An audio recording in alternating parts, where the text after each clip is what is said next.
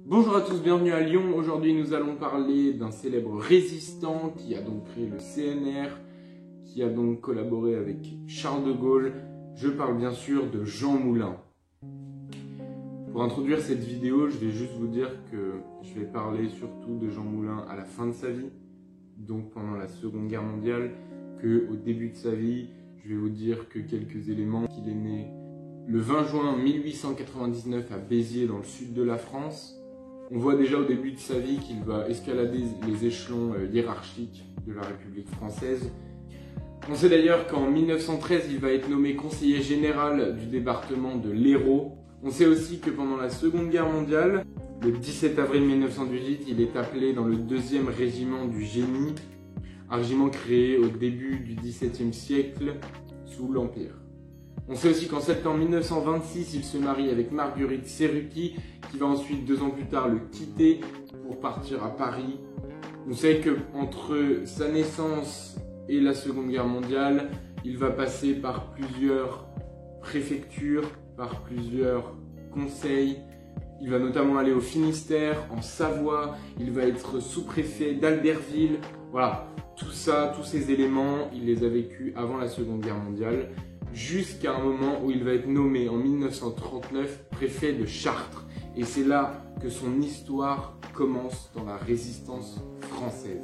Après l'invasion des Allemands en 1940, il va être arrêté le 17 juin 1940 pour être ensuite conduit au QG allemand de la Wehrmacht à Chartres pour signer un protocole rédigé par les Allemands stipulant que les forces sénégalaises ont détruit et ont tué des civils. Bien évidemment, ce contrat était mensonger et il refusa pertinemment de le signer. Ce refus le mena à un emprisonnement, à des tortures et à une tentative de suicide.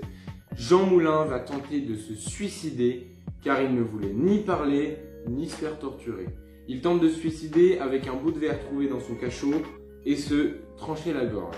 Les Allemands le lendemain le retrouvent, il n'est pas mort, ils arrivent à le sauver et il est ensuite renvoyé à la préfecture d'où il partira le 15 novembre 1940. Pour revenir à sa tentative de suicide, Jean Moulin est toujours représenté avec un foulard, notamment rouge, lié à ses orientations politiques. Ce foulard permet de cacher sa cicatrice liée à sa tentative de suicide.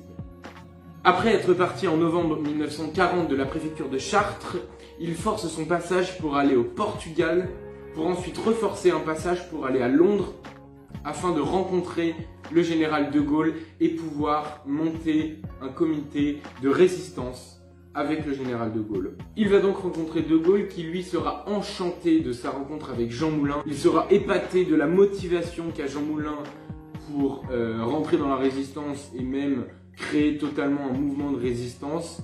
On sait que la première fois, ils se sont vus plus de 2 heures et le général de Gaulle a même annulé tous ses rendez-vous pour pouvoir déjeuner avec Jean Moulin. Charles de Gaulle va donc lui demander de rassembler tous les résistants en France et notamment les 3 principales divisions de résistance. Nous avons donc les combats, les francs-tireurs et Libération Sud. Jean Moulin va devoir fusionner ces 3 équipes et on verra plus tard qu'il créera donc l'armée secrète. C'est une armée clandestine de résistance contre le régime de Vichy et l'invasion des nazis en France. Au début, Jean Moulin va se faire appeler Joseph-Jean Mercier, qu'il transformera ensuite en Joseph Mercier. Il va donc avoir plusieurs faux noms, notamment plus tard Rex ou Max. Il rencontre en 1942 Raymond Aubrac à Lyon. Il va donc poser son siège à Lyon, il va être secondé par Daniel Cordier. C'est pourquoi plus tard, le général de Gaulle d'ailleurs nommera Lyon comme étant la capitale de la résistance. Le 27 novembre 1942, Jean Moulin va créer le comité de coordination de la zone sud et il va baser son QG à Collonges-au-Mont-d'Or dans les alentours de Lyon. 2 mois plus tard, le 26 janvier 1943, il va créer le célèbre MUR. Le MUR, c'est quoi? C'est le mouvement unitaire de la résistance. Le 14 janvier 1943, il va à Londres et va être décoré de la Croix de la Libération et va être nommé secrètement ministre par le général de Gaulle. En avril 1943, comme sa mission le lui demandait, il créa le CNR, Conseil national de résistance. Les conséquences de la création de ce conseil vont être la création de différents maquis. C'est pourquoi un peu plus tard, Jean Moulin, avec les francs-tireurs, va créer le maquis du Vercors, un célèbre maquis qui va beaucoup combattre contre les Allemands. Si cela vous intéresse, il y a un musée dans le Vercors qui parle justement de ce maquis. Ce musée s'appelle le Mémorial de Vassieux en Vercors. Et c'est très intéressant, vous pouvez aller voir, je mettrai le lien du musée en description. Je vais peut-être un peu vite, mais mon but c'est de survoler le sujet et ne pas rentrer dans les détails, ça serait beaucoup trop long.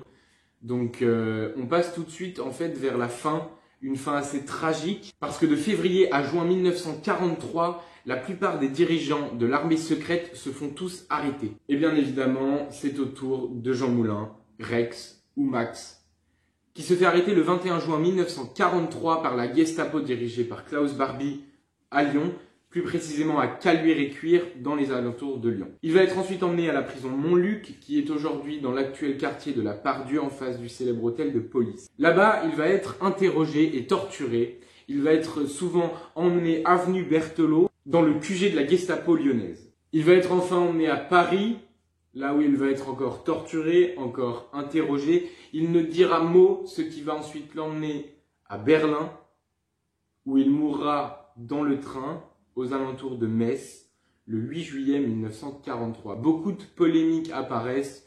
Certains disent qu'il est mort le 25, certains disent qu'il est mort le 8. On ne sait pas. Tout ce qu'on sait, c'est que l'acte de décès a été écrit le 8 juillet, mais le certificat de décès a été écrit le 25 juillet par l'armée allemande. La question reste, est-il mort le 8 ou le 25?